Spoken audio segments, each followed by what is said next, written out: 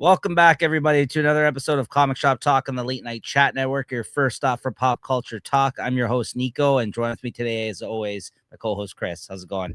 Hey, not too bad. How are you? I'm good. So this is going to be a little bit different here today, guys. This is Comic Shop Talk, but we're actually going to be doing a little trailer reaction video here for you guys. We also have dropped a video for us checking out the Spider-Man Brand New Day trailer as well. And we'll see how this goes. We might do some more of these in the future, some more comic book related trailers. Make sure to like and subscribe.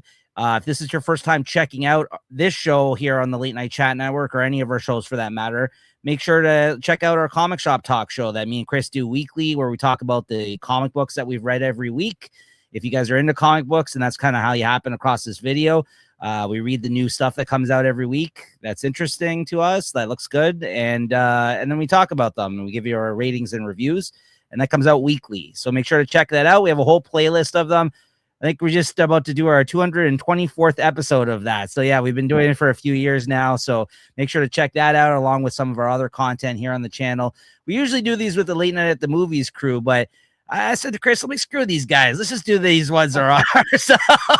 I want to talk about these comic book related trailers with you. But if you do want to see other trailers out there, guys, we do a bunch of trailer reactions as well for other movies. You can go check those out on our playlist as well. But without further ado, let's check out this Supergirl trailer. Chris, let's check this one out. Hey, I was just touching base to see when you think you might be coming back. You know, I'm just worried that you're not going to find your stride here if you keep going off-world all the time, Kara. I'm worried you're not going to find your people. Yeah, well, that's the thing, Clark. I have no people.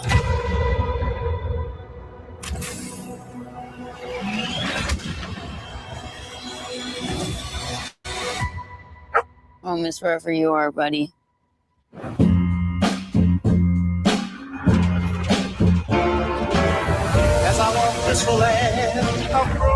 Crypto and I at least had each other. Honestly, I thought we were lucky. But luck, almost by definition, runs out.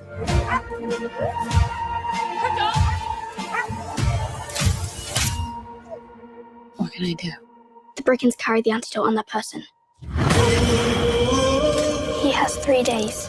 You cannot give up on me. It's a crime of the Yellow Hills. He murdered my innocent family.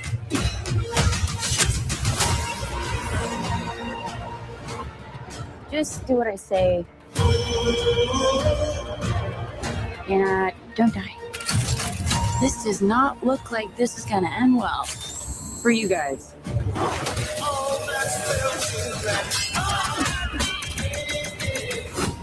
Stop.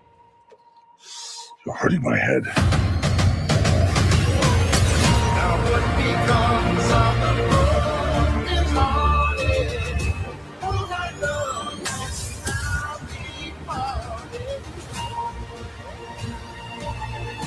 Revenge. It won't take your pain away.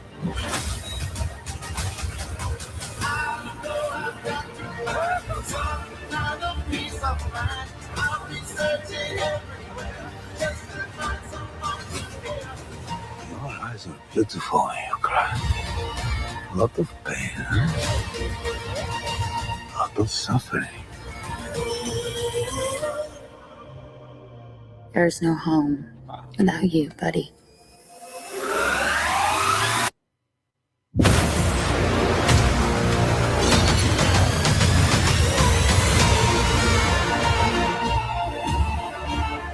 Aren't you the ditz from that dive bar? Funny.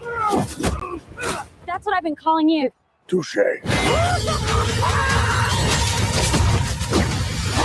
right, Chris, thoughts? I don't know. It's when I first saw the mini trailer for this, it looked like it was going to be more of a fun movie, you know, and had the Blondie music playing, all this going on. After watching this trailer, it looked like this might not be so much of a fun movie after all. It still looks like an interesting movie. I spent a lot of time in the trailer, kind of, I guess, going over some of Supergirl's past there. Looks, we have some things with her leaving Krypton before it blew up. And if they did something to her dog, that's never a good thing in movies. No. But I did like seeing Lobo there. Yeah. And Lobo's looking good. I like that bike. That bike looks pretty mean or comic accurate, as I like to say. What did you think of this? It looked good. I still have concerns about this one, only because, like, listen, I know you had commented on it when it came out as well. I know people's opinion on the James Gunn Superman were mixed, to be fair. There were some people that loved it. There's some people that didn't like it. Some people were just kind of like you. I remember had famously said it's a good movie, but not necessarily a good Superman movie in terms of maybe like the tone he went with the character, right? I think that's what kind of did it for a lot of people. Like if whether or not they liked that, I liked the tone of the film, or it was very James Gunnish. I will say that I was a big fan of it personally. He's not involved in this, which I think is a good thing, because he shouldn't be involved in everything, but he is kind of the one who's like overseeing all the projects in a way. They did kind of have that really cool cameo appearance with her at the end of that film. Like you said, that was more jokey. She shows up getting hammered from like another planet, right, to collect crypto. This is based on Tom King's story, Tom King's Supergirl miniseries, Woman of Tomorrow, which is a good miniseries. So they have a good story behind it. And I like this actress, Millie Alcock, she was from House of the Dragon. I think the look of her as the character looks good, but whether or not I don't know if she's gonna. I mean, I'm not a huge Supergirl fan, to be honest. I haven't read like a lot of stories of her, right, to really be like, oh, this doesn't feel like Supergirl to me. So as far as I'm concerned, this looked fine to me. I think Lobo looked really cool. I agree, but I am just worried now about like. I am worried about this follow-up to Superman in terms of like, how everyone already received that movie. It was mixed feelings on that one. This one definitely does look like it's going to be having a more serious tone, though. You're right. There's some jokes, obviously, in the trailer, but it does. The story itself is like a revenge tale. It's Tom King said like that Woman of Tomorrow. He's basically just doing True Grit, the film. If you've ever watched that, like it's about a young girl that comes to her, and then they go out for like a revenge tale for going and killing this guy. I think that killed her father. That's like that little girl that was in the trailer here was trying to like get her to help her, right? But then she ends up on a planet where like it's like she doesn't have her powers, like it's not powered by the sun or something happens and she's weakened, Supergirl in the Tom King one. If you guys haven't read that though, check it out. Have you read that, Chris? I can't remember. I haven't read it, but maybe I'll try and get it done before this movie comes out. Yeah, it's an 8-issue series. It's not like a big, you guys can pick up the trade, or if you have the issues, it's worth checking out. It's one of my more favorite Tom King, I think, stories. That he's done. Yeah, I don't know, Chris. I'm just worried. I'm worried about it. I don't know. I'm not the biggest, like, even Superman was the only thing I had going for me with Superman was like, I'm a James Gunn fan. So I did ultimately like it, but it wasn't what a lot of people wanted. Is this what people want from a Supergirl film? I don't know. It looks good though. It looks good in the trailer. Well, man, this movie does go like Guardians of the Galaxy, then this becomes Supergirl, because basically they can kind of make Supergirl whatever they want. She doesn't have at least the comic, she doesn't really have a strong identity as to who she is.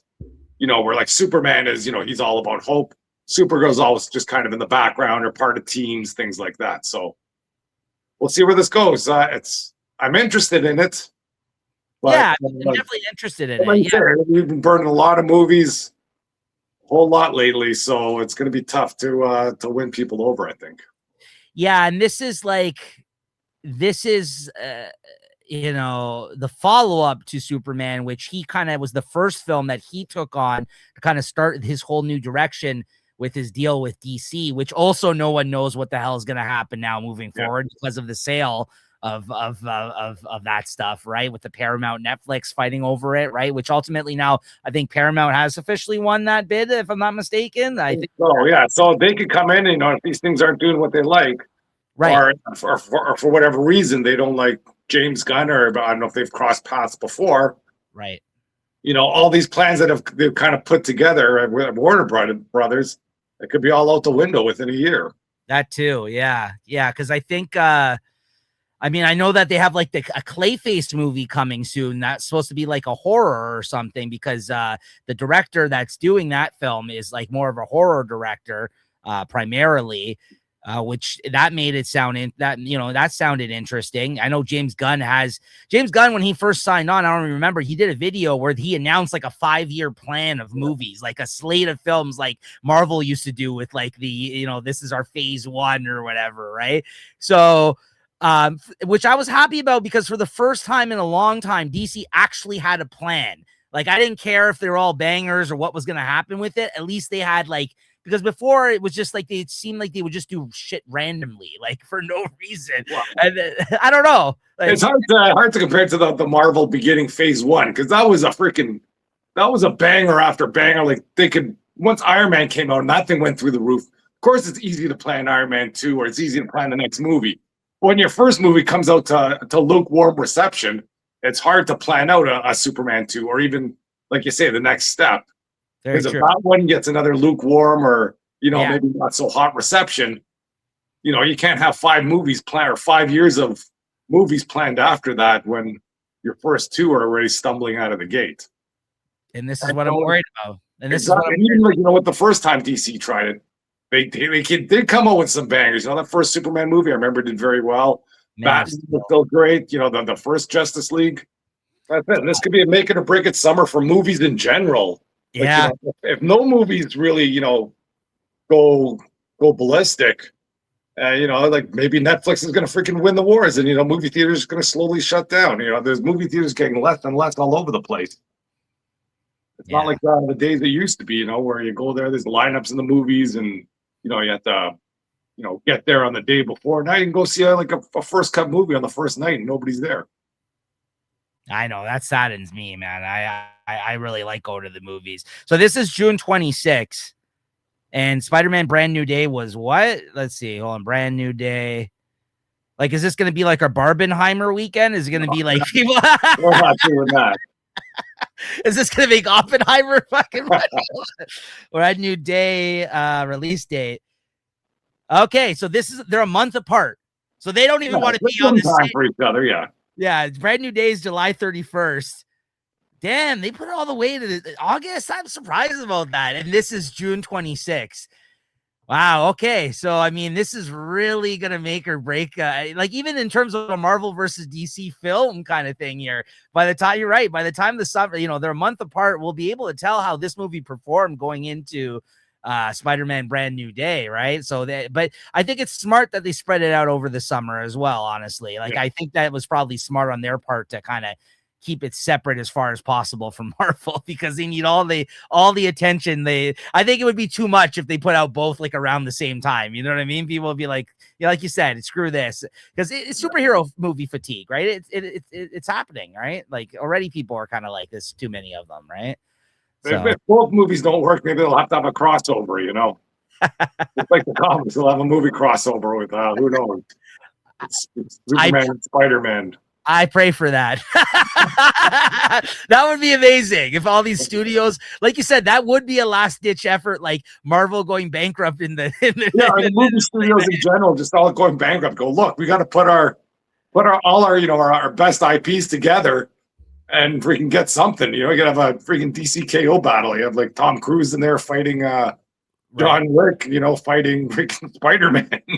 Well, listen, it's already happened with Marvel with their Fox and their Fox owned stuff, right? With Spider-Man and X-Men and Fantastic Four. They're all coming back and being partly owned by Marvel now, right? The Sony characters, which was Spider-Man, Fox with the X-Men and the Fantastic Four. Fantastic Four, I can't even remember who owns them. Yeah, they were Fox. They were Fox too, yeah. So that's what I mean. And I think that they both found that beneficial for each company to include them in their plans, right? Include certain characters, allow them to use it, and then we'll all get paid, right? I think that's the smart thing to do, right? So yeah, we'll see what happens here. And I don't even know what's going to lead. What is this movie going to set up, right? I hope it goes somewhere. So anyways. All right, guys, so that's going to do it for this one, this trailer reaction. Make sure to like and subscribe. And as I mentioned, we do a weekly comic book show, Comic Shop Talk. If you've yet to watch that, make sure to go check that out. Me and Chris every week talking about the comics that we read. All right. Thanks, Chris. We'll see you guys next time. Later. Later.